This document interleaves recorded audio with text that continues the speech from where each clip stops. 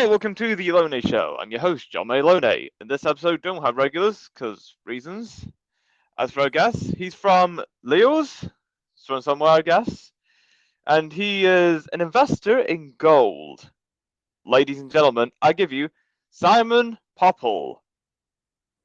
Hi, great to be here. Me too. So, how's life? Life's pretty good, to be honest. I mean, I must say, the way the world is unfolding, even though it's not pleasant, everything seems to be pointing towards gold. You know, central banks are buying gold, breaking all records, and the price has been going up and up. So, yeah, it's not a bad time for it to be, your baby. Nice, nice. And have you been up to much recently? Well, children's half term and all that sort of thing. So been doing that, and we went on holiday, but it seems a long time ago, August. But that was a lot of fun. And I live in Lewis, and Lewis is a bit crazy about bonfire. So we had bonfire last weekend, and that was celebrated as only Lewis can do. So there's a lot of bangers, a lot of fireworks, a lot of bonfires, but yeah, a lot of fun as well. Ah, very good, very good. So, what do you mean by investing into gold as you described yourself? Well, gold is a strange asset class. I mean, I kind of joke with people that it's a new asset class for most people, but it's been around for thousands of years. And quite interestingly, central banks have been buying gold, in sort of breaking all records. And I find it quite intriguing that they're buying gold, they're not buying crypto. So, we don't know what's going on, but I think gold has got a reputation as a bit of a safe haven asset. And even though I think it's got some very nice investment characteristics, I would urge people to look at it as an insurance product as well, because if things sort of go bad, it's good to have a bit of gold in your portfolio, and if things turn around, you could always sell it back. All right then, very good. And how long have you been investing in gold for? Oh wow, probably certainly more than 15 years.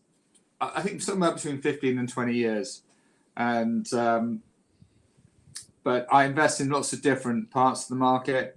Some are I view as relatively pedestrian, like physical gold, which I use for things like my daughter's school fees. And then I've had some amazing returns from explorers.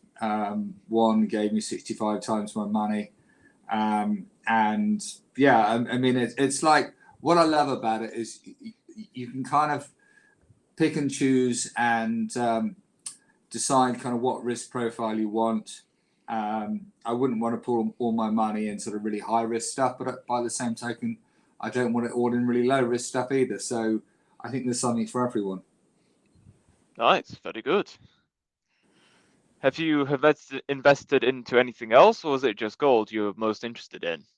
No, I mean, I look at silver, I look at cobalt, copper, uranium, lots of other commodities. I think it's good to be well diversified. Whilst I think gold has got sort of better days ahead of it than behind it, I wouldn't want to have all my investments in one asset class. So I like to be well diversified across different asset classes, and I think that's very important. Yeah, absolutely. Where do you see yourself 20 years from now? Whoa. Well, it's interesting you say that, because you know I I like to invest in some of the more boring areas, but I also invest in some of the more exciting areas. And um, in 20 years, a lot depends on if any of those come off, because as I mentioned earlier, I've had one particularly good uh, investment that went up a lot, and I put that into a lot of different companies. And if one of those goes up a lot, um, you know, 20 years from now could be sitting on quite a lot of money. But I find this when you're investing in products that are going up dramatically, there's a lot of psychology involved, and if you're in a situation where you're literally making or losing tens of thousands of pounds of dollars in an evening, it's actually I describe it as a high quality problem, but it's not good on the old ticker if you've got that amount of money sort of swilling around. And because I invest in Canadian and Australian stocks, not only do you have the movement in the stock, but you've got the movement in the currency as well. So there's quite a lot of moving parts. Yeah, of course. How would you know when it's the right time to invest? Well, I think that it's not so much timing the market, but I think it's more time in the market. So I think that it makes sense to start investing like now, but I wouldn't put all my money in one go. I think it makes sense to invest over a period of time, and that period depends very much on your own sort of circumstances. But I would suggest invest over a long period of time, and just put perhaps a bit away each month or every 3 months, whatever works for you. But I think the key is you've got to start, and you've got to start with a sort of a risk profile that you're comfortable with. Yeah, of course. If you were given 500 acres of land, what would you use that land for? Oh, it's a very good question. I'm due to inherit probably about 400 acres, but I think land is incredibly valuable. A lot depends on what kind of land it is, because, for example, I know in the US, I did some work with the farming business, and quite interestingly, there was quite a lot of land that was viewed as unsuitable for arable, so they got it at a really cheap price, but it was absolutely ideal for solar. So it's quite interesting, how sort of creative people can be with land. But I think that going back to your question, 500 acres is a lot of land. I would probably look to see if I can get planning on any of it, and perhaps sell a bit of it. But I must say I'm a great believer in tangible assets, and that's one of the reasons I like gold, because like land, gold is tangible, and you can point at it and say I own it, which I think is is pretty good in this day and age. Fabulous. What kind of music do you often listen to? Oh, that's a very good question. I think there's theory and reality there. In theory, I like a lot of sort of 80s, 90s music. Reality is that I tend to listen to what my daughter and wife are listening to. But I think there's a lot of music out there, which a lot depends on your mood. But I tend to find I listen to music in the car more than anywhere else. So any music that's good for driving is normally something I enjoy, especially if it's sort of 80s, 90s music. Yeah, I like a bit of 80s music as well. I heard a very funny comment the other day. I saw it's actually a birthday card. It said that you're getting old when you're cleaning to music that you used to go out to, and I think there's an element of truth in that. I think that quite often you're in the car driving along and listening to some music that you really love, but there you are driving to some sort of school event or something which isn't going to be massively exciting, but when you perhaps first listened to it, you were getting ready to go out and have a good time. So I think music's brilliant because it kind of takes you back, and it sort of transcends you to a different space. Yeah, Absolutely. If you have to get rid of a holiday, which one would you get rid of? Oh dear. Ooh. I've never heard it described like that. I've heard of which holiday would you like to keep, but one get rid of. Um, I don't really know, to be honest. I mean, I must say, I like skiing. I've been very fortunate. I haven't had an accident yet, but if I did, that's one I'd like to get rid of. And my summer holidays have been a lot of fun, so I wouldn't like to get rid of those.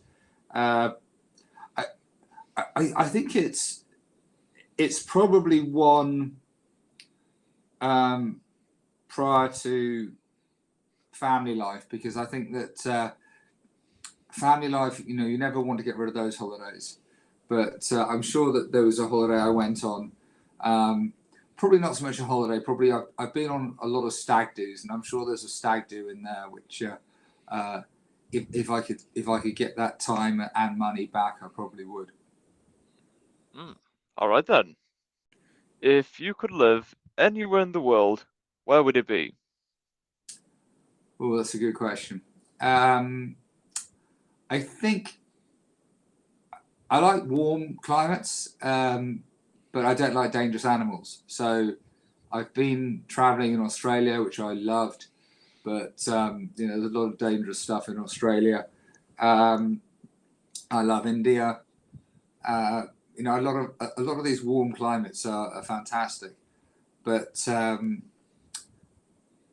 I think one of the great things about the UK is you can kind of travel to a lot of different places. And I love Nice in the south of France, and I think it's a fabulous place. But would I like to be there in sort of mid-October when it's really hot? One of the things I love about the UK is the climate it gets warm, but it's very rare that it gets very hot. But if it does, you could generally find somewhere that's not so bad. And even if it's hot, it's only hot for a few days. I think because my family and friends are here in the UK, that's what I love about it. But if I could move anywhere else, I think I'd want to move somewhere where the weather was a bit warmer. Yeah, I'd say the same. If you have to choose between skydiving, bungee jumping, or scuba diving, which one would you choose? Right. Definitely not scuba diving. So it's skydiving or bungee. I would probably say, ooh, bungee, because it's over quicker.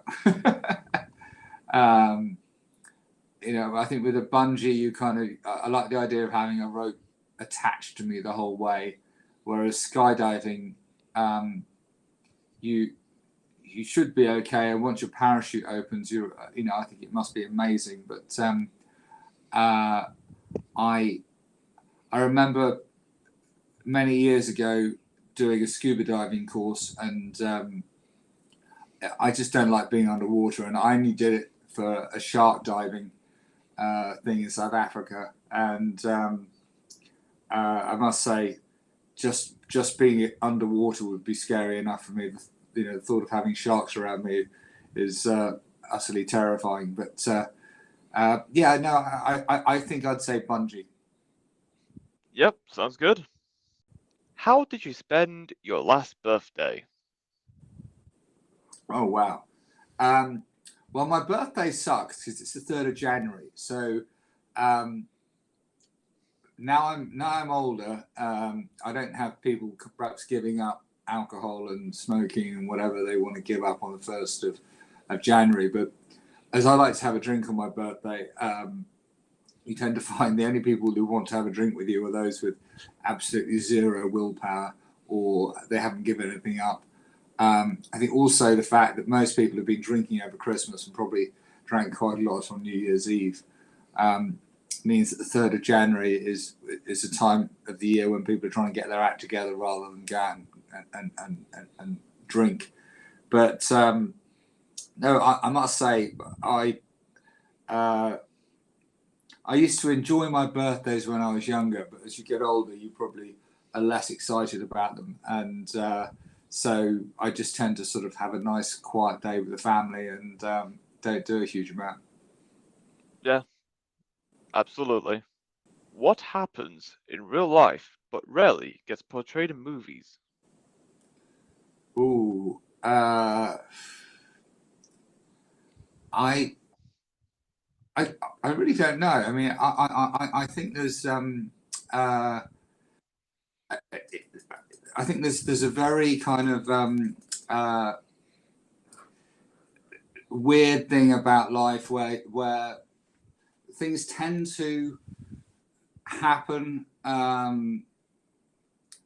that they're probably not exciting enough to be in a movie, but they happen. And I mean, I think I know perhaps people getting ill and things like that. It's a normal part of life, unfortunately, but it's not a good topic for a movie. So I would say health is an area where it's sometimes covered in films, but I think that on the basis we all get sick at some point in our lives, it's just one of those things that we don't cover much in the world of film. Yep, absolutely. If your mind was an island, what would it look like? Ooh, I don't know. I think that your mind varies enormously, doesn't it? Because sometimes there's a lot going on with it, and sometimes it's quite quiet. So I think if my mind was an island, I think it would be, there'd be times when there's a lot of activity happening on the island, and there's times when there's not much happening on the island. So um, yeah, I think it's almost like the seasons, isn't it? Where you have different seasons uh, on an island, but you have different seasons in your mind, and there are times when your mind is very busy and hot and a lot going on. Other times it's quiet and relaxed, and it's quite serene. Absolutely. Do you like spicy food? Uh, it's a very good question. I actually like curry, but it's one of those things. I probably like the idea of spicy food, and I like sort of medium curries. But if I have anything that's too hot, I definitely don't like it. So I like spicy-ish food, but I wouldn't say I like hot food. I know some people who can eat a chicken file and enjoy it, but I certainly couldn't do that. Ah, fair enough. Have you heard of a drink called banana friche? I haven't, no. But did you say banana friche? Yes. Yeah, I mean, I haven't heard of it, but I'm kind of guessing it's got banana in. But what else has it got? Well, there's nothing else to it. It's just a mix between a milkshake and a smoothie that has all the tingly sensations in the world. I must say, I love milkshakes and smoothies. So, and I like bananas as well. So, even though I don't know about it, I probably would enjoy it. So, if you're offering one, I'll take it. Nice, very good. If you could turn any activity into an Olympic sport, what would you have a good chance of winning a medal for? Uh, as I'm getting older in life, I must say I quite like the idea of some of the more sedentary sports, like clay pigeon shooting, things like that, where um, uh, I don't want to take it away from these people because obviously they've got massive talents, but the idea of just standing there and shooting at something and winning a medal has got a certain appeal.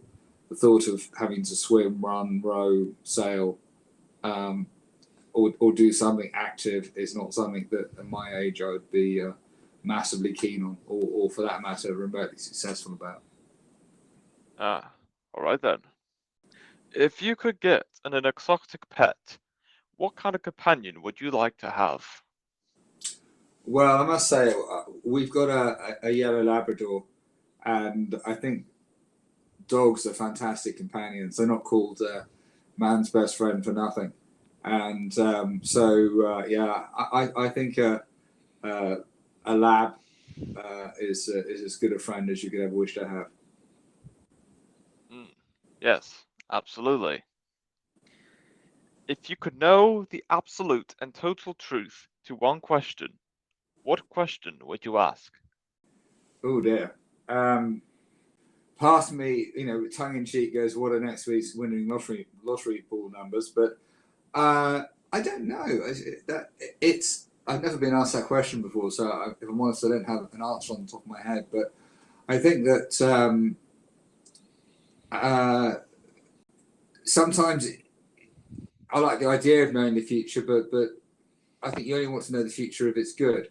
So I think there's, I know,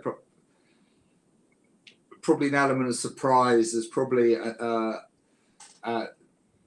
there's a lot of questions that you would like to ask, but I think the question could be very good, but you may not like the answer. So in a way, I that's why I think it's such a good question. I think that you could ask a question, but you not only would want to ask the question, but you'd want to get the answer that you, excuse me, that you would that you wanted. So yeah, I definitely know what question I'd ask, because I'd want to have the answer, and but I'm guessing the question would be more about the future. But I wouldn't want to ask the question about the future if the answer wasn't good. Fair enough. I could see that. Would you rather speak all languages or talk to animals? Ooh. I think good at languages. I think it's amazing when people have got several languages. It means they can speak to millions more people and understand more people. I think it's a fantastic gift. Talking to animals, don't get me wrong, I think there's a lot to be said for that, but I think languages is a real gift, and those people who can speak several languages, it's a real talent. Yes, indeed. What should they teach in high school, but they don't? Excuse me. I think that's easy. I think they should teach people about money. I think there's a lot of people who leave high school with no idea about money and investing, and money is such an important part of life that I think even some basic understanding of money would be useful. And I think that certainly here in the UK, I don't think there's any classes on money, and even if it was just one or two classes, I think that's better than nothing. Yes, absolutely. That is very important. What is underrated or underappreciated? Oh dear. I think I don't know, probably kindness. I think that a lot of people can have kindness, and it's not seen, or sometimes it's viewed as a weakness rather than the strength. And I think it's a very lovely attribute that someone has, but because it's gentle in nature, it tends to fly under the radar, and so people probably don't appreciate it or reward it perhaps as it should be, as they should do. Yeah, of course. If life was a game, like most people say, what are some of the rules? I think that life reminds me of playing poker, if I'm honest. In life, you get dealt cards, and sometimes the cards you get you think are great, and other times you think they're rubbish. But quite often, what you think are great cards turn out to be rubbish, and what you think are rubbish cards turn out to be great. And I think that with life, you need flexibility. You need to sort of be able to move with the times, and I suppose not have a fear of failure. A lot of people failure is part of life, and I think if you're able to accept that and fail at things and then succeed, I think that's great. But I think a lot of people, they probably hit failure, they're not used to failure, and they crumple, and I think that's very sad, because they may be good at lots and lots of things, but fairly early on in life, they find something they're not good at and they fail, and that stops them from sort of finding out about all the things they're good at. So I think that flexibility and ability to overcome failure are two very important attributes to anyone. Yes, absolutely. Do you prefer headphones or earbuds? Ooh, good point. I must say, I like headphones because the sound quality tends to be better, and when you run, they never pop out. But I know that earphones now are so good that you can run, and the sound quality is very good, and they don't pop out. So I would probably say earphones because I think the quality is so good. But if someone gave me headphones, I wouldn't be upset with them. Yes, of course. What incredibly common thing have you never done? Ooh, crikey. I'm honestly not sure. I mean, I've done a lot of things. I'm a great believer in trying, and as I said earlier, if you fail or you decide you don't like it, then so be it. But I know I don't like scuba diving. I've tried it. I've only tried it once and hated it. And I know a lot of people do it and love it. So I suppose that's one thing. But I can't think of anything that everyone has done that I haven't done, because if everyone's trying to do it, I've probably at least had a go at it. All right then. Have you met anyone famous? Yes, I have. I'm probably the most famous person I met was a queen. In fact, I used to make the tea at her garden parties. But yeah, no, I think fame's weird because, if I'm honest, I think she's probably the only person I met where I was literally speechless meeting someone so famous. I think in most cases you meet someone who's famous and I wouldn't say it's a letdown, but you don't you don't sort of perhaps appreciate the situation as much as you otherwise would. But I think there's a very fame's a funny thing. Someone could be famous for something. Like my daughter loves Instagram, things like that. She can meet someone on Instagram and they're famous and she thinks they're amazing. Fame for me is probably more traditional, fame, perhaps royal family, or I don't know, someone who's got global recognition for something. But I think it's a weird thing for people to have, and I think you have to be careful what you wish for. I think that there are certain positions in society where you have fame, and you're always sort of taught how to deal with it. But there's other people who have fame thrust upon them, and it's something they've always wanted. But as soon as they've got it, they're less keen on having it because it's not perhaps what they thought it was going to be. Yeah, absolutely. And that is all we have for this episode. It's great having you on, Simon. Talk about your investment into gold and, well, everything else has been great. Well, thank you very much. I mean, I must say it's an area where I think that people should at least look at it, and I'd urge them to get some physical gold from a reputable dealer in whatever country they live in, and at least start the journey. At least have some I think it's highly unlikely anything nasty happens, but if it does, then having some gold is probably no bad thing. And I just add to that, you know, if anything nasty did happen, I think there'd be a massive queue for people wanting to set up accounts to buy gold, and that's not a queue I'd want to be in, and I wouldn't want your listeners to be in it either. So even if they just want to buy a very small amount of gold or something silver or whatever they want to do, I think just having an account set up is probably no bad thing.